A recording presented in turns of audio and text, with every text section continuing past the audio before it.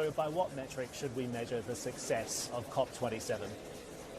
I think it should be on the basis of three things. I think, first of all, there needs to be a careful look at the specific kinds of measures that are going to be technical, not very sexy, but they're the kinds of things that actually demonstrate progress. So, for example, here with Egypt, one of the things that we've been working on is to help them develop what they will call a Sharm el-Sheikh roadmap on oil and gas methane reduction. The global methane pledge that took place at COP26 was all governments.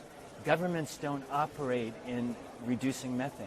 Industry does. So what this roadmap is going to do is to figure out how to bring industry into the process, create a public-private partnership, create specific plans that are targeted around specific projects. It's boring. Nobody wants to look at the details of it, but that's part of what is success. I think you have to put the handling of the developing country issue as part of the success. It's not going to be resolved. It's put on the agenda. If it's not put on the agenda and kept in some way that demonstrates action, then you have a risk of splintering the developing countries from the wider climate change agenda. And then finally, I think what would be a great success is if we can acknowledge something that every politician in the world recognizes, is that you need energy security and energy transition, because if you can't provide energy for your industry and your population and people are going to be unemployed, then they're not going to get reelected.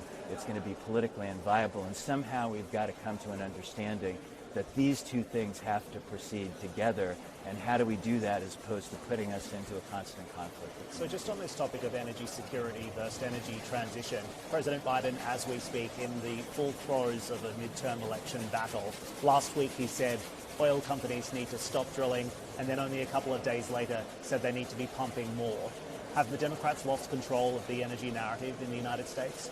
Look, I think that the energy narrative is one that we need to come back to fundamental realities. The world needs more oil and gas. It's going to need more oil and gas for a period of time. If you look, for example, at the issue of crisis in Europe today, it's natural gas. And what it should be telling us is that over time, the rest of the world is going to face a problem if you take this tool out of the toolbox. In Asia in particular, it's not to say that natural gas isn't a hydrocarbon, but it's basically saying what we have to understand is what's the mix of fuels and generation that get us to the best and lowest possible emissions that are also commercially viable at a given point in time. Oil fits into that agenda as well. Until we have a situation where people are willing to say, I'm not going to drive my car, I'm not going to go on an airplane, or I have some alternative, if you eliminate oil from that equation, prices are going to skyrocket and you're going to have a political crisis.